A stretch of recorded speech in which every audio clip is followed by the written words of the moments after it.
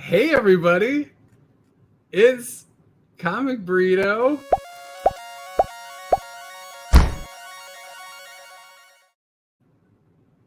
A live stream. I'm Todd. Yep, I'm Todd. Uh, how's everybody doing? What's up, everyone? What is up, Lex Crucis? Hope everything's good. What's in the box? I guess we'll find out. What's up, Comic Burrito? What's up, Sam the King? And Tara, what's up? Hi. Oh, hey. And Travis Gibb, this guy. Oh, man. Well, I hope everybody's doing well. Nick's on vacation. I'm not sure about Cole. I asked him if everything's okay. I'm hoping everything's all good. But for now, we're going to truck ahead. Maybe he'll pop in a little bit. Yeah, Steve Hayner. Yeah, it's good to see everybody in the chat. Always nice. Sorry, I'm used to having some back and forth with a co-host, so this is different. But it's all good. Yeah, so usually we do some banter, maybe talk about a little bit about comics, and then bring on our guests. But I'm by myself, so you know what? Let's see if we can find out what's in the box. Hey, how's it going? Good. It's Joshua Starnes. What's up? Hey, Bill. I'm going out and trying to let everyone know, sort of let everyone know what's in the box, but only a little, just more like teasing, hinting what's in the box, just enough to make you want to go and buy issue 1 and find out for yourself what's in the box. Awesome. Yeah. So Red 5, it was under my radar. I haven't heard about Red 5 until we got these preview issues. Oh my goodness. I am very excited. I just read issue 1 so far of the box, but I read issue 1 of the other two that were given too, and I am super impressed. So do you want to give them a summary of what's in the box? Of what's in the box. So the box itself, or the story of the box, is kind of a classic film noir detective crime story. You think of something like the Maltese Falcon, except in this case, instead of having a jewel encrusted statue worth a lot of money, there what we have is a magic box that you can take out anything that you ask for, and if you ask it just right. So essentially, worth a very powerful, and so a lot of people want it. In the hands of a private detective who's been using it mainly to help him with his cases, but now he's framed for kidnapping and being chased by the authorities, chased by the mob, being chased by the Nazis original. Figure out how to clear his name and how to keep it out of the hands of the people. Awesome. Your audio went out a little bit at the end there. But yeah, so Supernatural Box gives you what you need theoretically. It has a mind of its own. It has a personality of it. So it gives you what it thinks you need, or it thinks you have asked for, and or sometimes if it doesn't feel like giving you anything, it doesn't give you anything. Yeah, I liked the fact that the box has a personality. It seemed in issue 1 you were already kind of seeing like the relationship between the box and the private detective that's the main character, and I really enjoyed I enjoyed the banter, because it's not the box doesn't really talk, but it still like communicates in its own way, and I think that was really fun. It was very different. Do you have like a thing that you were thinking about? Because like you talk in the very beginning, it talks about like Ark of the Covenant and Pandora's box and like boxes of history, which is not something that I really gave much thought to before. Like, dang, boxes are like a thing. Like history and folklore and myths like their boxes. Yep. Was there a specific story or something that made you be like, oh, I'm gonna make a comic book about a box? It should be, and I've used that before actually in some other books that I have done, more like the thing about boxes, so it's stuck in my head. But in this case, it was, or at least like some of the well-known stories. Obviously, Pandora's box is right there, and I knew there was more than just that, and I went to do some research especially while I was writing issue 1. I wanted to get more like boxes with mythological symbolism and mythological stories about boxes specifically. And so a lot of those I discovered while I was doing this book. It started with the box. It started with this idea of a guy, and initially I didn't know he was a detective. I didn't know what he was or what he did. It was just the idea of a guy who has found a box a magic box that he could use.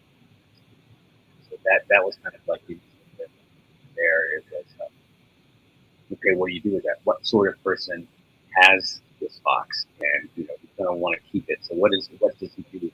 Does he try to make it very powerful, or does he just put it on like his shelf somewhere and occasionally use it when he needs it, or what comes from that? And kind of very quickly I settled on the idea of unearthly story was originally to take it back from, and so sort of from there I had sort of separate from this some stories with mob bosses. I had a couple of them sort of sitting there with some two-built personalities that I had always wanted to. They inserted themselves into very quickly. Like, oh, okay, mob bosses have discovered this mob has discovered this box. Get it from them. All right, some house crime story, and that works a lot better if you have boxes, either police or private detective. Very good private detective went from there, and then from there, a lot of I started grabbing a lot of the coats of private detectives that throw them in there, and then throw the weird magic box stuff on top of that. So especially in really early content, there's a lot of reliance on the monologue. So obviously going to be in a monologue a lot. In most cases, they'll have a partner or they'll be talking about their partner a lot. And they'll talk back and forth with this, right? You got here, it's his partner is Fox that doesn't talk back, but he talks to it like it's a person. So that very quickly sort of okay, the box has a mind of its own. Who's a personality? Maybe it doesn't talk, but it does make its will known by its actions or inactions. And that very quickly becomes a part of the story. Leo, the character, does not know this box as well as he thought he did. But kind of thought he knew what it's supposed to be like. That's not true at all. He will do things he is not asked it to do of his own good. He do things he doesn't want to do, and he can stop it. And that starts to get how dangerous this can. It never even crossed his mind that it could be that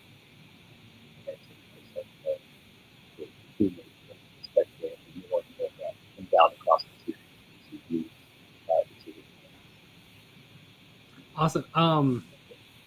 I got most of that, but I do have my volume cranked. It looks like people are having a hard time. I'm hearing me. Yeah, I could. Let me. Nope. Maybe I vamp for a little bit. Yes. And I'll bring you back.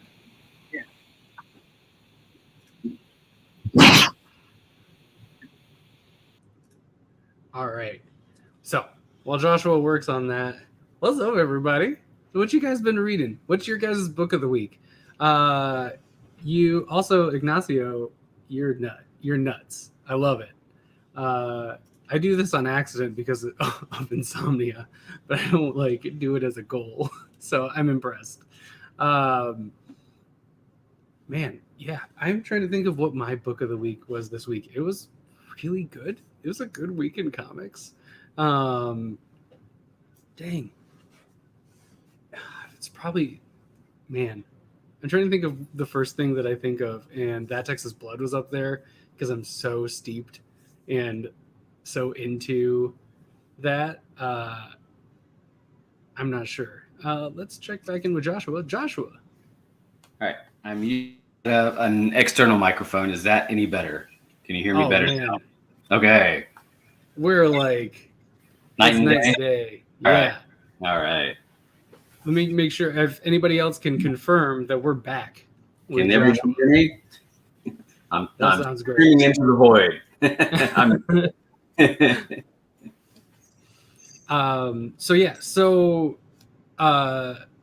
Yeah, cool. And it's good for them too. Perfecto. Do you want to give another quick rundown? Because if they weren't catching all of that, just the process of like the layers of where that all came from. Yeah, so you were asking kind of like, did the box come first and why is it the way it is? And from mythology, and there's a lot of stuff in there from boxes of mythology partly because I knew by the time I was writing this that there was going to be like an anthropology. Somebody had delved into the history of the box, who gets kidnapped is what we're going to start with, which means I needed to delve into it. So I had started doing a lot of research into boxes of in stories in mythology and sort of why they're there, and some academic writings about what they symbolize and why they're there. A lot of that came from it wasn't sitting on my head initially. The idea was just a guy with a box that he can take anything out of, and I didn't really know who that guy was. I just knew he was a guy who had a box, and it was sort of in the process of starting to answer questions of, okay, what does he do?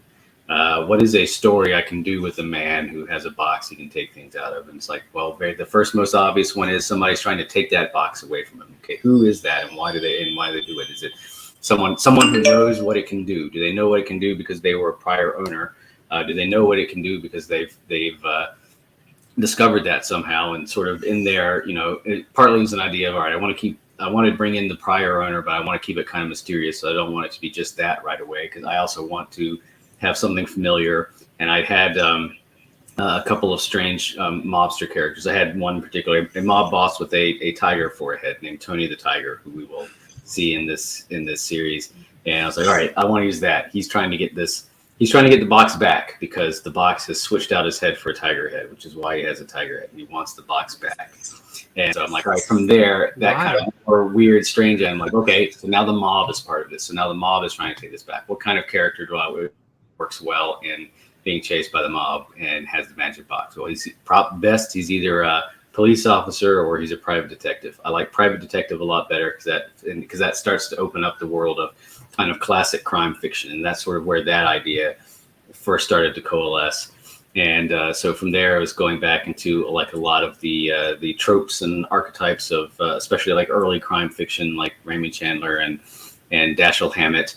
And so, things like the detective talks a lot in internal monologue. So Leo talks a lot in internal monologue, but also, typically having a partner that is around sometimes, not around, they can talk to and bounce ideas off. And he's like, all right, we're going to do that, but we're going to go with the box. So he's going to talk to the box like it's his partner and call it his partner. And that starts to, give you kind of some weird, goofy, but interesting characterizations you can do. But then also that starts to open up the idea of, okay, if it is his partner, what is that? He may think it's just an inanimate object. What if it turns out it's not, a magical inanimate object? But what if it turns out it actually does have a personality and things of its own and an agenda of its own? And, as this story goes along, he starts to get for the first time a sense that it does have an agenda of its own, that it can choose to just do things that he is not asked it to do and that he cannot make it stop doing. And then within this first issue, he discovers that there are other sort of similar magical artifacts out there that can be very dangerous, which he probably should have thought of, but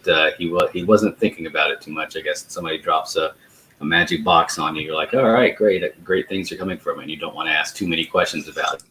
And a lot of this series is about him having to ask those questions and find out why it's doing what it's doing and decide whether it is actually worth having this magic box, which may or may not curse everyone who touches it.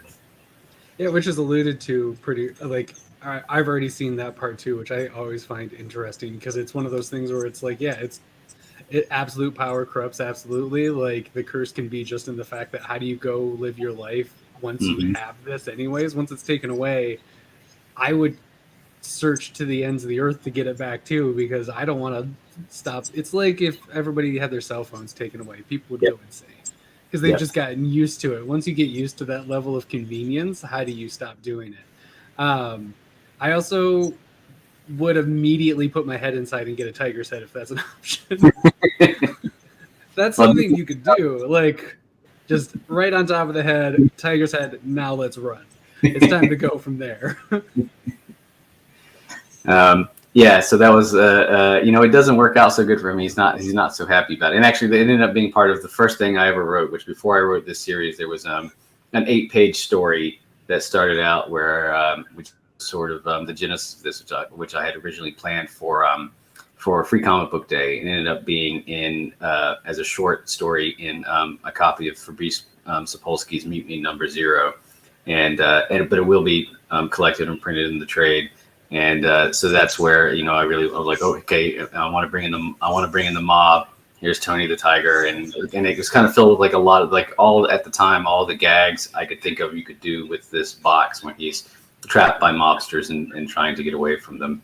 Yeah, and people will get a chance to see that story, and then a lot of as I started to figure out okay what to do.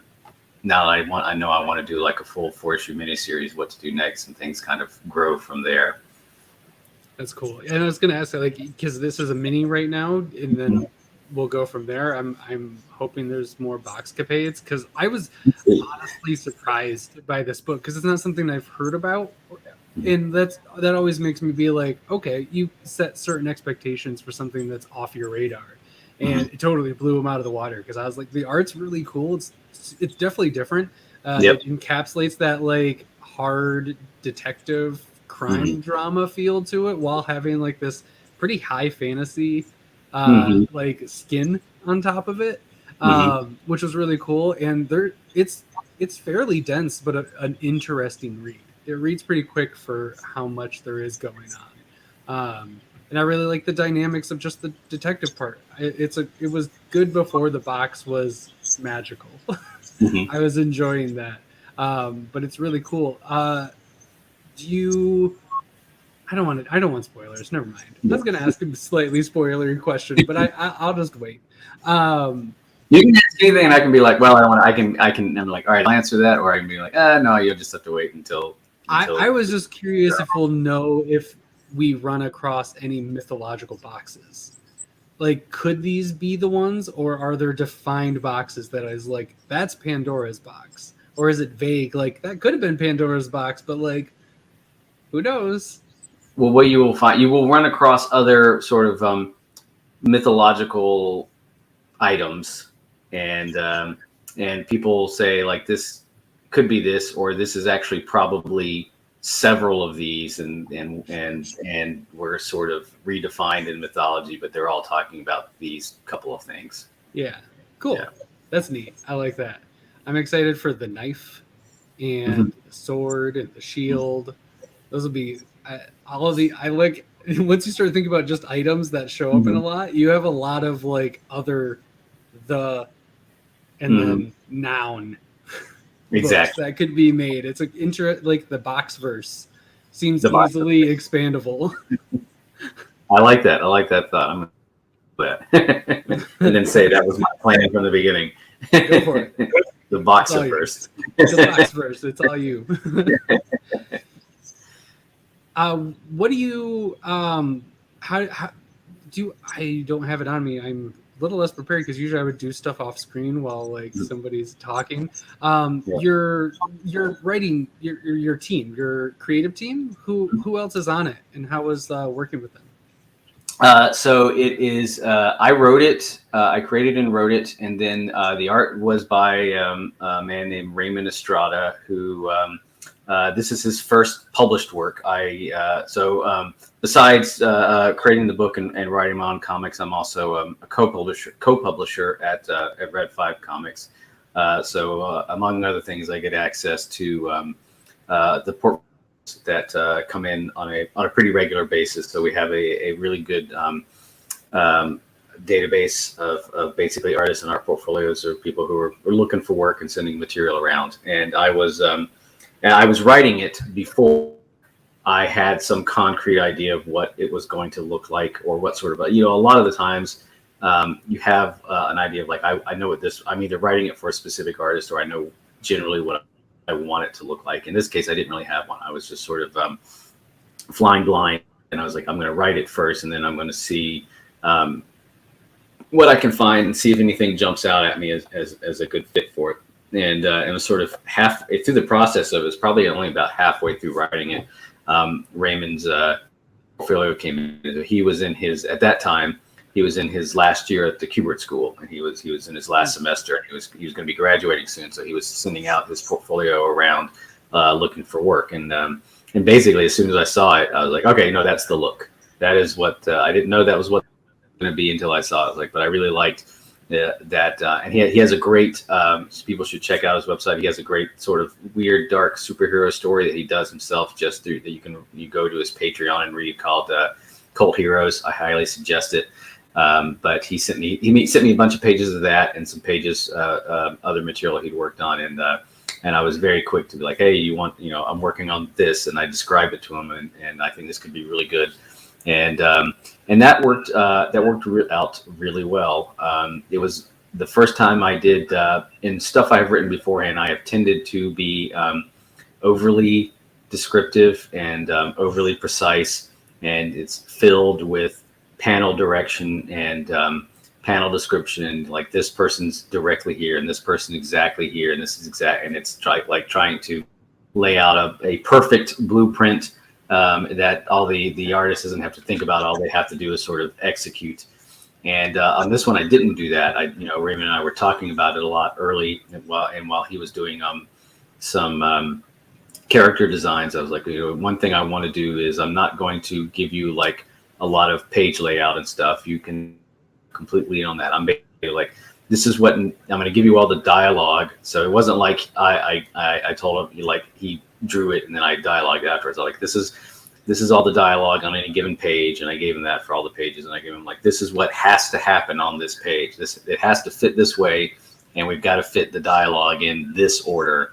But beyond that, sort of like page layout and panel layout, I'm going to leave it to you. So, it can be lots of panels. When you try to fit all of it into 3 panels, we'll go where your lead goes. And he was, and he added, it wasn't like I did that and then I saw finished art, a lot of thumbnails and made notes on thumbnails on these, but it was very collaborative, much more so than some of the earlier ones. And I really liked the way that worked out. I mean, there were some areas sometimes where some of the dialogue flow didn't quite work, and I had to go back and re-edit in order to fit and the actual layout of the panels that ended up happening and where the people were in those panels. And I think once or twice there was some character confusion, and we had to go like, no, you've picked a character who's not in this scene, and or you have the wrong one talking. It needs to be this guy and flip around. But that's just the stuff that when you get like a good back and forth going, I'll make that mesh. So that was that worked out really, really well. And on color, I actually ended up working also with someone I had initially, my book before this was a book I did called Spook, which was about the CIA trying to ghosts and use them as spies. And that came out several years ago. And I had, I was really fortunate on that to work with Lissandro Esterin before he went off to do Redneck. And he had a colorist who's also in Argentina that he worked with a lot. So they kind of came as a package deal, and I got that colorist back for a little bit of the box, and then he couldn't do it anymore. So I went looking for someone who could match that, and I very luckily came across another portfolio that came in sort of when I needed it. So it was a lot of in Dallas named Stephen De La Sala, who was he's also in a period of, he was looking for a break in regular comics work, and he was sending his portfolio around. It was really good, and I had shown him some of Juan's colors and been like, I need to match this. This is the look. This is what it needs to be. And so that was some back and forth on getting to that, especially as you get into some of the later issues. You're going to see like a lot of psychedelia and a lot of really interesting effects that he is doing, that Stephen was doing almost entirely himself on the pages after Raymond finished with them. But it came out really well. Awesome. So it's working with them doing their first books. That's really cool. That's neat to have like a fresh team on it. I can attest, really good artists come out of Argentina. Yes.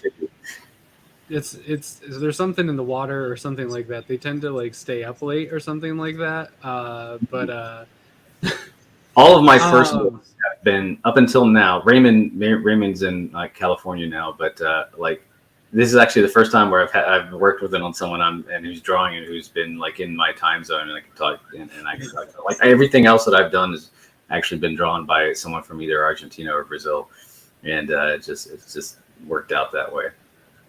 That's cool. So yeah, everybody should check out that. Where Red, I have it. It's in the description. You can pick up. You can get to Red 5 through there and check out all the works. I have read Merlin and Hector, Great, the box, and The Verge. Yep. All three super like high concept books, which is really cool. A twist on Merlin, which is neat because it's Merlin as a youth, at least as of now. And then maybe that's it. Whatever it is, you guys put out good art. And then The Verge is a super interesting like thought experiment put onto like page. What happens if all the time travelers show up? What if a bunch of time travelers show up in New York, and how do they deal with that, with time travel refugees and policing them and all of that? Super interesting like idea. And then a box that gives you like magic items and has its own thoughts. That's some pretty high concept stuff. Is that like what Red 5 is going for? Is like not so obviously some reality is in each of those, but then it's more high fantasy, magical, or sci-fi, that kind of thing. Is that like the skew that people can find? Most of the time. I mean, there's probably there is some straightforward down to earth stuff, and there will be some more of that, but a lot of it's going to be like that, and it has been from the beginning. Like the very first book that we did back in 2007 was a book called Neozoic, which, you know, the high concept was a world where dinosaurs never went extinct, and it's set in the present day, but dinosaurs are still around, and what the world looks like then, and what people have to deal with. So, and that's been pretty much it across all the books that we've done since then. And so, you know, yes, Box is very much like that. Verge is very much like that. Merlin and Hector, and then even the rest of the material that we have coming out to the end of the year that don't have previews yet. There's going to be a book called Carriers, which is about these weaponized carrier pigeons that protect New York City from whatever dangers may threaten it. Really? You're going down that cliche where you're really retreading that road once again? Oh, yes. Man. Yeah, happily do so. It gave me a real chuckle the first time I saw it. I was a big Ninja Turtle fan as a kid, so as soon as I saw it, I was like, oh yeah. That's awesome. I love it. Fighting animal, the fighting animal sense. Download, which is a book something very much like what you might have gotten from an Amblin movie in the 80s. You have these 3 kids. One of them seems to be struck by lightning, but he actually downloads a lot of alien technology into his head, and he's compelled. He has a compulsion to build all the plans that are in his head, but he doesn't know what any of the devices are going to do when he builds them. So until they turn them on, and they cause more and more destruction as they get turned on, and slowly they discover there's kind of a plan behind these plans, and that there's a reason he's being compelled to make these things, and they all start to go together. So that'll be very cool. And then Mega, which is our big kaiju book, where the Earth starts to rebel against its human inhabitants who ruin, creating giant monsters out of the Earth to go get rid of all these annoying insects that live on it. That's awesome. I love all of those concepts. Those are crazy, and I love it. That's awesome. That is like straight up like awesome comic book ideas right there. Like, Yeah, hey, go for what if this? Like, what if? And then here's an idea. Let's do a comic. I love that. It's great. Do you? And then you said you're doing trades Yes. coming up. You got trades available and all that. That's cool. That's right.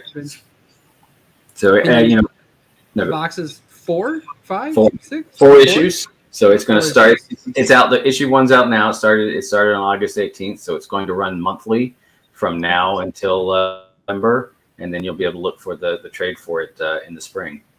Awesome. That sounds super cool. Yeah. Oh man, I love all those ideas. I was trying to pick out one that I really liked, but this is Read them all. Really, Read them all. yeah, it sounds like a good. Sounds like a good plan. And we've got a bunch more cool stuff in the spring. None of it's ready to be announced yet, but if you like the stuff I described for this winter, the stuff for the spring and summer of next year will be excellent as well.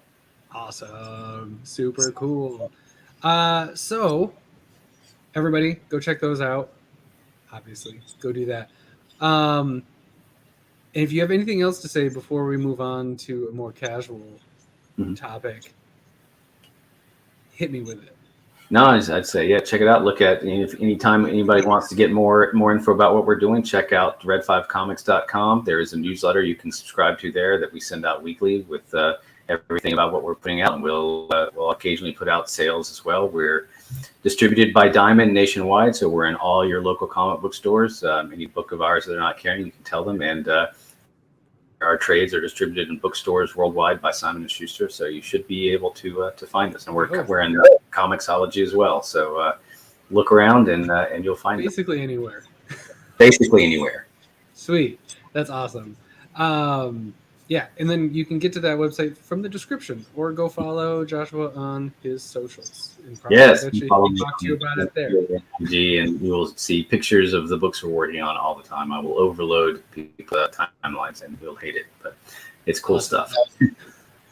So, comics in general, where did your love for comics first come from? I guess it was always there. You know, I started the way a lot of people do. I'm being old or older. I started the way a lot of people do reading as a kid, and I was one of the ones who read as a kid and never gave it up. You know, for me, it kind of came from Saturday morning cartoons. I was a big, I was a little kid in the early '80s, so very much G.I. Joe Transformers were my jam when I was 6 and 7 years old.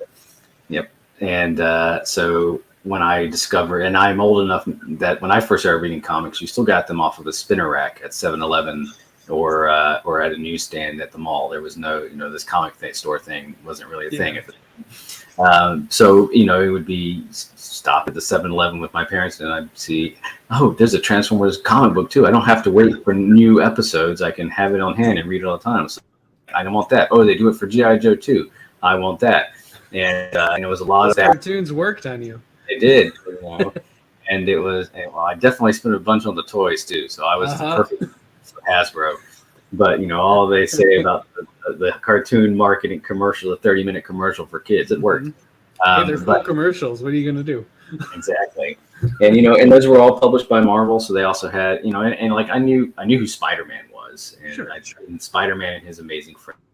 Like some vague idea that the other guys, but those all had and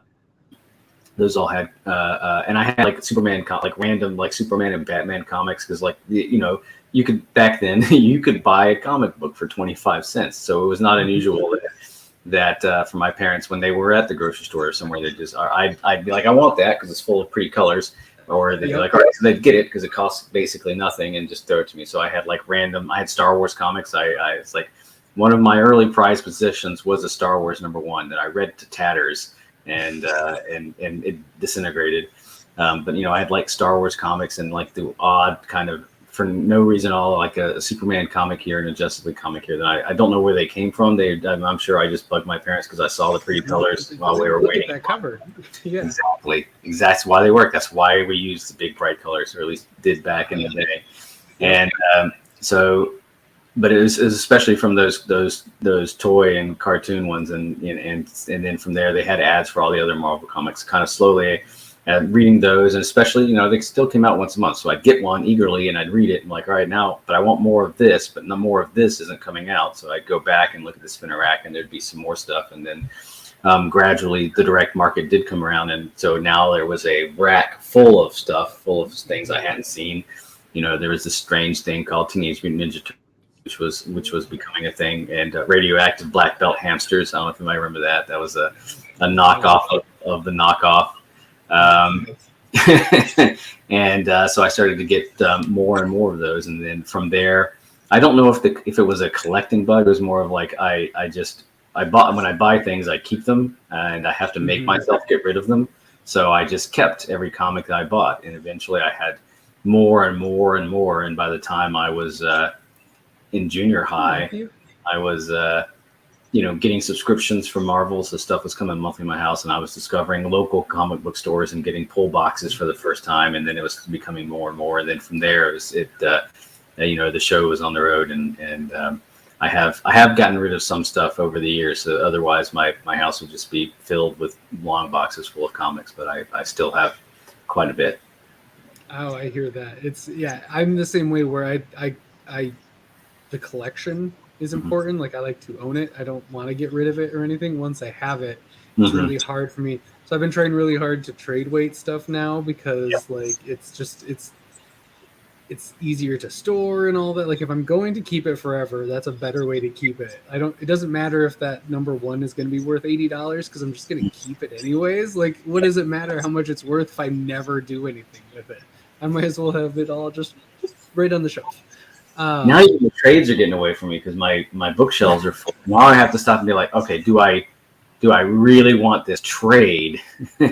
And because I like having things physical. I mean, I will read digital, but I like having things physical. But now I'm starting to have to like balance the trades. Like, do I really need this trade? Because I'm going to run out of shelf space soon, and I don't have anywhere to put more shelves unless I kick one of the kids out of their room and turn it into another room of bookshelves. Yeah. So now I gotta like they'll be fine. They can double up.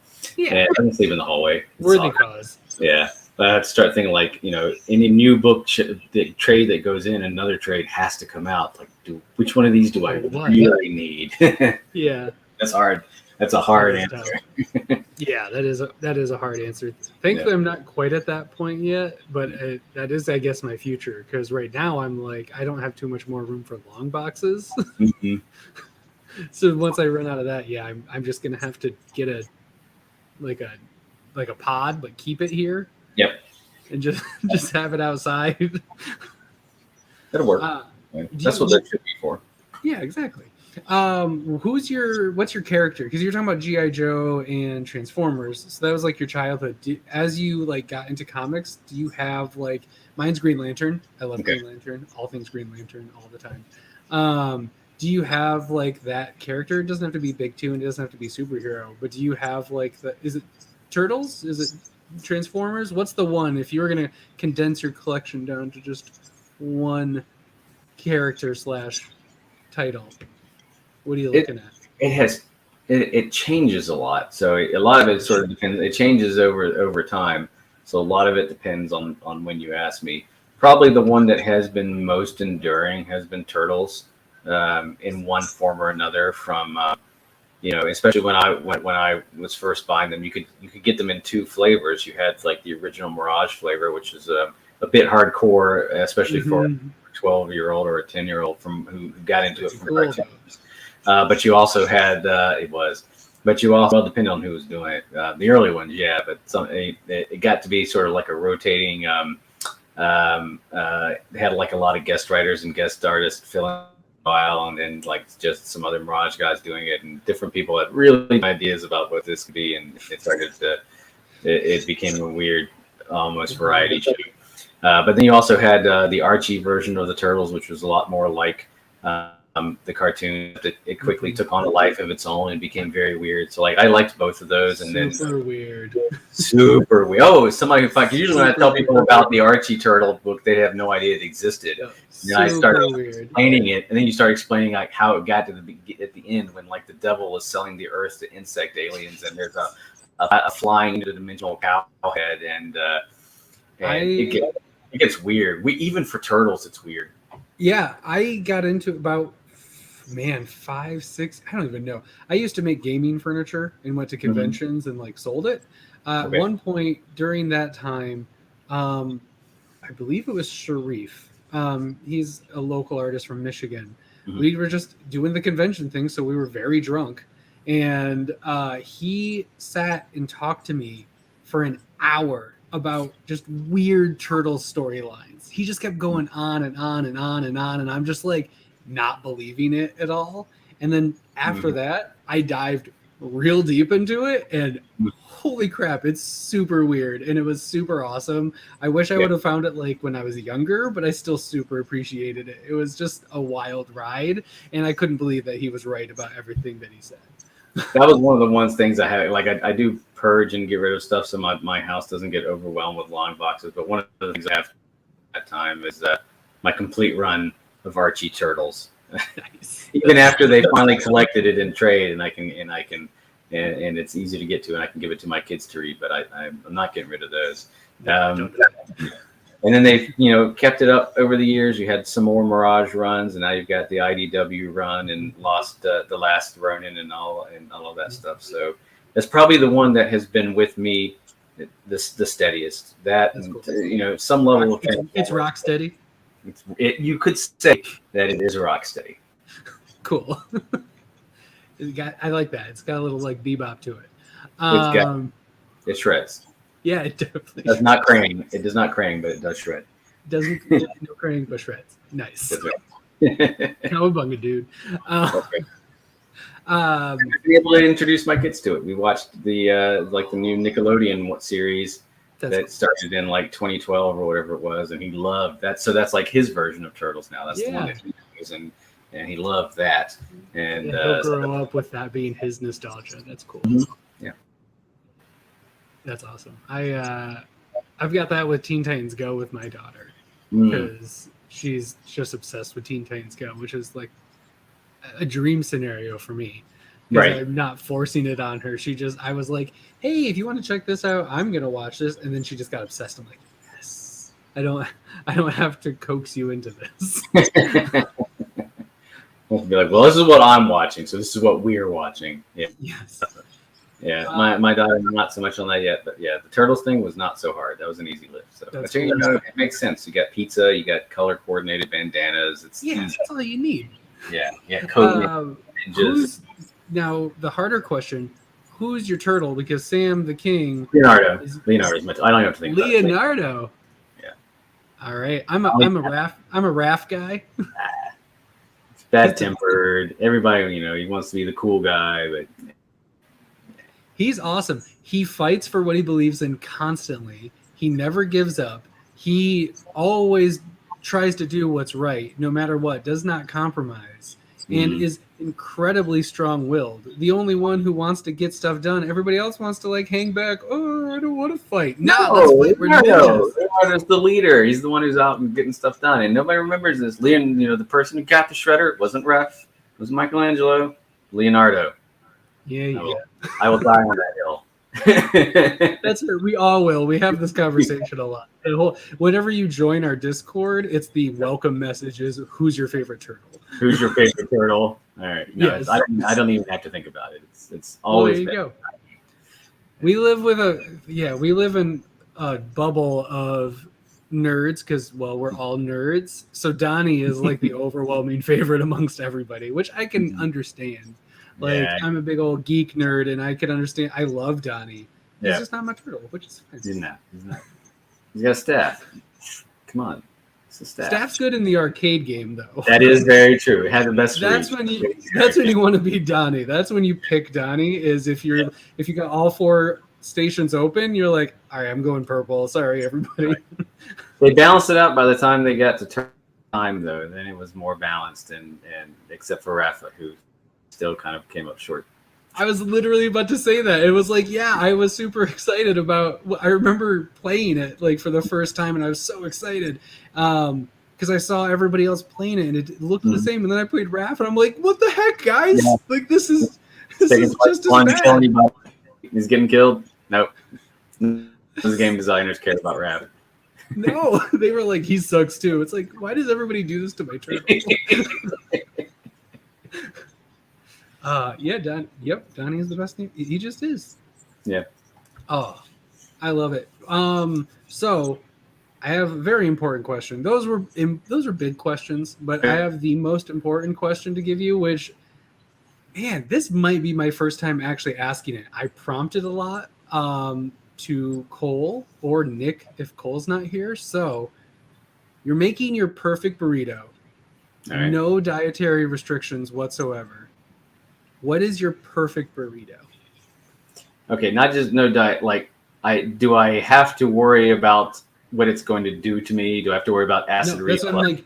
There's no. It is just your perfect burrito. I've been calling it the deathbed burrito because it's just like you don't have to worry about nothing. Like this is just like I'm going out. Let's have the best burrito I can have right now. All right, I'm going to assume like the laws of physics basically still apply, but the difficulty of doing something is not so much, so I can just think it instant. So we're going to start with, forget all of that flour and corn nonsense. The wrapper is going to be made out of fried cheese. That's what we're going to start with, and that's what the layer's going to. And then we're going to go, and then we're going to layer it in with bacon. Bacon is going to be our primary meat into this burrito, so it's going to be basically a bacon cheese burrito is what it's going to be. We are going to put in a little bit of veggies. I'm not going to. If you don't want to mix beans and bacon, it doesn't work. I've had it in like English breakfasts, and I don't get it. I don't get why people do that. They don't go together. They just don't. So, but you can put in like diced tomatoes, and it becomes almost kind of like omelette. You can put in like diced tomatoes and onions and a little bit of lettuce. So we're going to put some of those in, like basically like a pico de gallo on top of our bacon. Do we want more meats? My first thought is more meats, but since you started with bacon, you don't want to go hamburger because that's not going to go the direction you want. So you need something with like salty. So probably maybe some chorizo or other type of sausage and mix it together. And now you roll that up, and you don't even have to dip that in anything. You don't need any sauce. You don't need anything. You just got your sour creamless, your guacamole-less. Not guacamole. I've never been a guacamole person. Sour cream. Me either. Yeah, maybe I do sour cream. That one. There's sour cream in there. Yeah, a little bit, just to see what it's like. And I might even put a little sauce on it, just a little to go. With bacon, you never know, but you can test it. Yeah. You need a little bit. You need the moisture, though. Sounds awesome. I'm super into that burrito. All right, so that's it. That's what I got off the top of my head. I love it. Sounds delicious. Awesome. Well, let's let the people know where they can find you again. All right. Well, come to red5comics.com for the website. You can find me on Twitter at Josh Starnes Film. Follow me on Instagram at JBStarnes1, and you will find everything where I am is filled with images of comics that I have that will be soon to be coming out. And go and buy all of those comics you see on my timeline. Tell your story you can't live without them. Perfect. Go do it now. Just right now. Go find them. Now. Make the store wake up. Make everybody wake up and put it in your file. Wait till tomorrow. You'll forget. Right. Well, thank you so much for being on. Seriously, guys, go check out the box. It's awesome, especially if you guys are crime people at all. Oh, man. And I know a lot of you out there are because that's me and Cole, too. We're big crime fans. And then The Verge and Merlin and Hector I can also attest for. Awesome books. So go check those out. Go check out Red 5. Thanks for getting wrapped up with us, everybody. This has been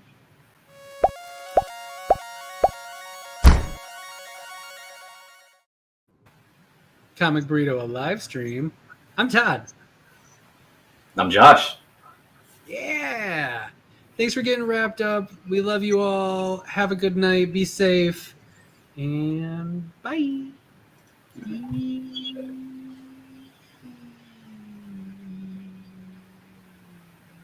Nope, it's not going. Bye.